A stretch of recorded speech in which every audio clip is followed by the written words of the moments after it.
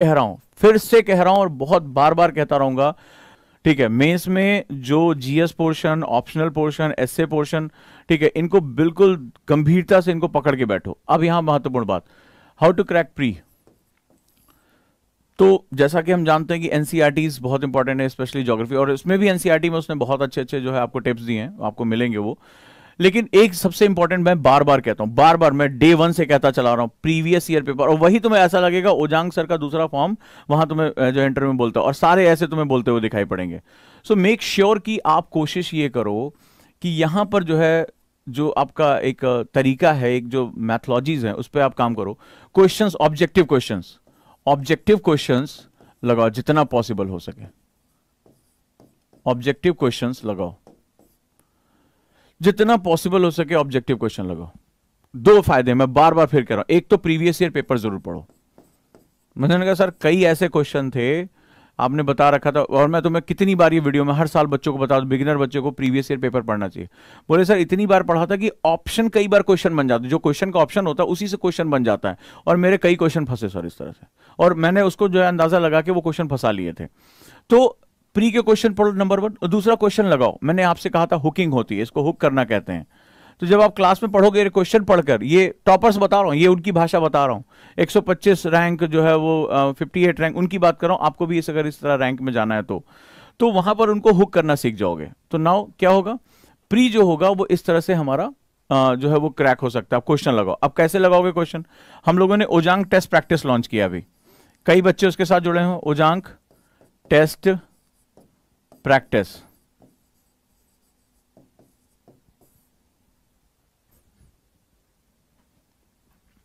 ओजांग test practice.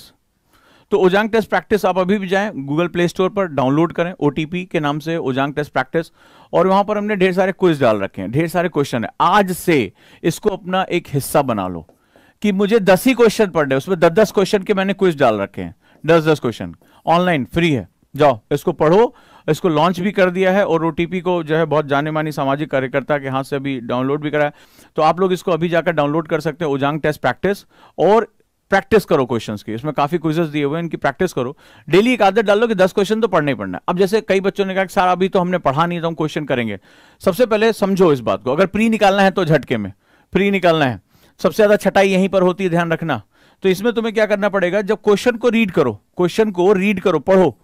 जब question को read करते हो तो क्या होता है, क्वेश्चन की लैंग्वेज समझ में आती है। मान लो तुमने कुछ भी पढ़ा, आज बुद्ध के बारे में पढ़ा, जैन के बारे में पढ़ा, तो यहां पर क्या होगा, क्वेश्चन को रीड करोगे, तो रीड करने के साथ साथ तुम जब क्लास में जब बुक पढ़ोगे या नोट्स पढ़ोगे या टीचर जब तुम्हें पढ़ाएंगे, तो तुम्हें वो रिमेंबर हो जाएगा, याद कर जाएगा, वो हुक कर जाएगा कि अरे यार मैंने क्वेश्चन पढ़ा तो इस पर मुझे अटेंशन लेवल बढ़ाना है, मुझे ध्यान देना है।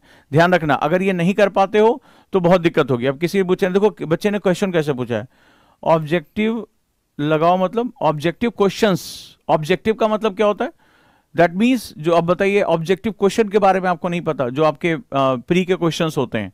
तो देखिए अब यही समस्या है, अब मैं ऑब्जेक्टिव वर्ड यूज कर रहा हूं और आप इसका मतलब नहीं समझ पा रहे हैं, तो आपको इंग्लिश की पहले क्लास सबसे पहले ज्वाइन कर लेनी चाहिए, और कोई क्लास आप ज्वाइन करें या ना करें। अब इतनी कॉमन चीजें भी अगर आपको नहीं समझ में आ रही है, तो आप सोच के देखिए कि अभी आगे बहुत से ऐसे वर्ड्स होंगे जो लगातार यहां आएंगे। सबसे पहले आज बैठो और अपनी कमियों की लिस्ट बनाओ। पहला और मोस्ट इंपॉर्टेंट बात बता रहा हूं, पहला और मोस्ट इंपॉर्टेंट बात कर रहा हूं, इसमें से ना कोई खुदा है ना कोई भगवान है, इसमें सभी इंसान है। तुम भी इंसान हो, वो भी इंसान है, तुम्हारे ऊपर जो दबाव उनके ऊपर बिल्कुल मत करना। और सबसे मैंने क्वेश्चन पूछा है कि जब तुम परेशान रहे, जब तुम फ्रस्ट्रेट हुए, तो तुमने लड़ाई लड़ी कैसे। अब आगे मैं बता रहा हूं, जो बताता जा रहा हूं, लिख लोगे तुम इनकी तरह आ जाओगे, और नहीं लिखोगे तुम अपनी दुनिया में जाओ, हम अपनी दुनिया में चलते हैं, कोई बात नहीं है। तो आज तुम्हें तय करना है, आज तुम्हें क्या करना है, तय करना है कि अपने जीवन को कौन सा रास्ता दोगे। आज तय कर लो, और आज जो तय करोगे, और आज ही तय करोगे, कल फिर नए भ्रम पैदा हो जाएंगे, कल फिर कोई नई चीजें पैदा हो जाएगी। आज तय कर लो कि तुम्हें कैसे तैयारी करनी है। कितने लोगों ने कमियों की लिस्ट बनाई, और कितने लोगों ने इरादा किया कि मैं इसको जो है वो दूर करके अपने आप को एक व्यक्तित्व के रूप में लेकर आऊं। मैं बार बार ऐसे थोड़ा ना कहता हूं आईएएस व्यक्ति नहीं, व्यक्तित्व का इम्तिहान है, तो आपको निखारना पड़ेगा खुद को। अगली बात, ठीक है, सिलेबस एनालिसिस मस्ट है आपके लिए, बहुत इंपॉर्टेंट है। इसके बाद मैंने आपको बताया कि ऑब्जेक्टिव क्वेश्चन से अपनी शुरुआत करो, अगर वाकई में प्री क्रैक करना चाहते हो, और इनके मुंह से सुनना चाहते हो तो इनके मुंह से सुनवा दूंगा, हो सकता है ओजांग की बात तुम्हें समझ में ना आ रही हो। और अगला, मैं आज से नहीं, जब मैं लबासना गया था उससे पहले भी कहा था, मुझसे सारे ऑफिसर्स ने कहा कि अपने प्लीज स्टूडेंट को बोलिएगा सर कि वो एक ही चीज करें, राइटिंग राइटिंग एंड